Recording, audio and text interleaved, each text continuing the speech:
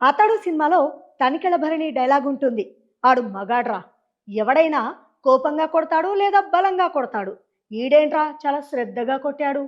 ఏదో ఒక గోడ కొడుతున్నట్లు, గులాబీ మొక్కకు అంటు కడుతున్నట్లు చాలా జాగ్రత్తగా పద్ధతిగా కొట్టాడ్రా. ఈ డైలాగ్ సంజు శాంసన్ కు చాలా పర్ఫెక్ట్.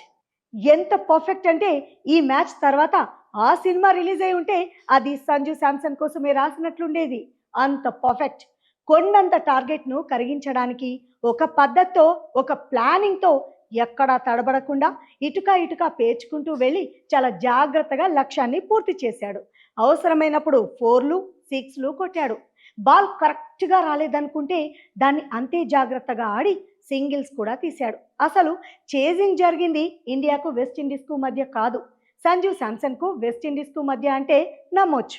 సంజు ఒక్కడే 97 పరుగులు కొడితే దాని తర్వాత హైయెస్ట్ స్కోర్ 27. అది తిలక్ వర్మ కొట్టిన స్కోర్. ఇక్కడే అర్థం చేసుకోవచ్చు ఒకే ఒక్కడు ఎంత బలంగా నిలబడ్డాడో. నిన్నటి సంజు శాంసన్ ఇన్నింగ్స్తో ఒక లైఫ్ లెసన్ కూడా నేర్చుకోవచ్చు.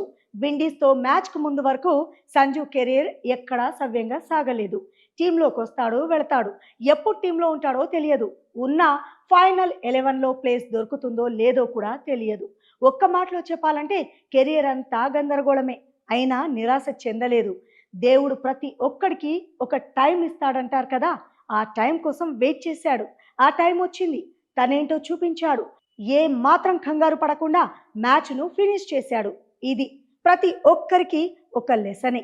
మనది కాని రోజు కొంత నిరాశ ఉండొచ్చేమో, మన టైం బ్యాడ్ అయితే తాడును ముట్టుకున్న పామే కరవచ్చేమో, కానీ మనదైన రోజు తప్పకుండా వస్తుంది. వస్తే అది అలా ఇలా ఉండదు, అగ్ని పర్వతం బద్దలైనట్లే ఉంటుంది. నిన్ను చూసి నవ్వినోడు కూడా ఆ వేడికి మాడి మసైపోయేలా ఉంటుంది. ఆ రోజు కోసం ఓపికగా వెయిట్ చేయి, తొందరపడకు. ఇదే సంజు శాంసన్ కానీ అతడు ఆడిన ఇన్నింగ్స్ కానీ మనకు నేర్పించేది. Well done Sanju.